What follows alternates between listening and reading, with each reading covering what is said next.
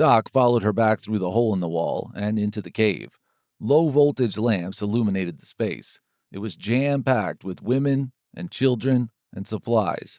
The air was stifling, and it had the stench of body odor, urine, and feces. "Oh, shit," he mumbled, pulling his scarf over his mouth.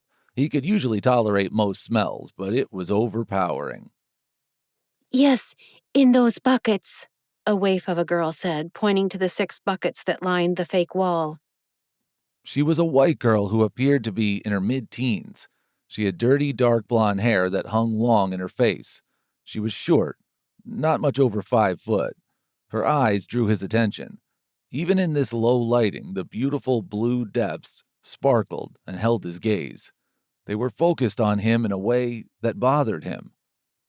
"We need to move fast," he said. "I'll evaluate the wounded as we move them." "I have 2 patients that cannot be moved. It will kill them," she argued. "We are all evacuating now," he replied firmly. "I'm not, and neither are my patients." "Sister Elizabeth," Sister Bernice John cut in. "Perhaps this medic can assist you with your 2 most critically wounded." "Yes, Sister," Elizabeth said. She returned her gaze to his. "They are back in the farthest chamber. I don't believe any of the wounded in this section to be too fragile to be moved." Doc nodded to Cooper. Behind him, several other members of their team filled in to aid with the extraction of the many within the cave. Doc followed the young girl through a low and narrow cutout in the rocks that led to a second chamber. A curtain hung, which she pushed aside as he stood upright. There, on 2 metal tables, laid her patients. His gaze swept over their tiny bodies. Neither could have been older than 5 years old. She'd cleaned most of the blood from them, but they both had large, stitched-up wounds with scabbed blood. One of the boys looked as though he'd undergone open-heart surgery. The other, besides a large wound at his collarbone, had both legs in crude splints. He couldn't believe the sight. The job done on them had been done with a poor technique. The wounds weren't even bandaged. He was surprised the bleeding had stopped. "You did this?" he demanded. "Yes," she confirmed.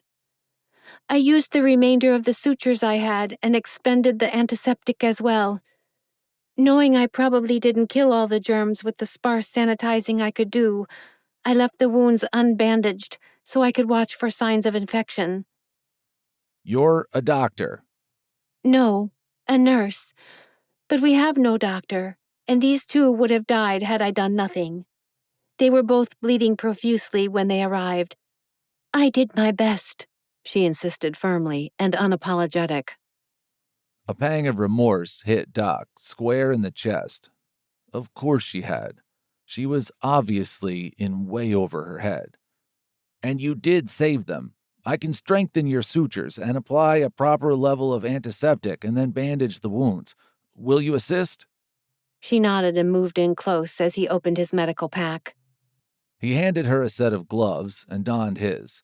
He found her to be a good assistant, knew the names of the instruments he asked for, handed them to him correctly, and jumped in when needed to help tie off or cut threads. She was a competent nurse, but shouldn't have been the doctor in this village. When finished, Doc took both boys' vitals. They were both weak. Very weak. He hated to admit it, but Sister Elizabeth was correct. Moving these 2 would kill them. Hell, just carrying them out of the cave would probably do it. Cooper stuck his head into the room.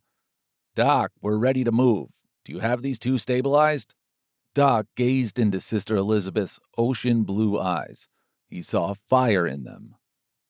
"They're too weak to move. You know that," she pled. "Go. I'll stay with them." "Our mission is to get everyone out," Doc said. "What does it matter if you kill them in the process?" Elizabeth demanded. "Come back for us in 3 days. If they make it, they'll be strong enough by then." "We're not leaving anyone behind, Sister," Cooper said. "She's right, Coop. We'll kill them if we move them now." Doc considered it for a long moment. "Come back to get us in 3 days. They'll be ready to move by then."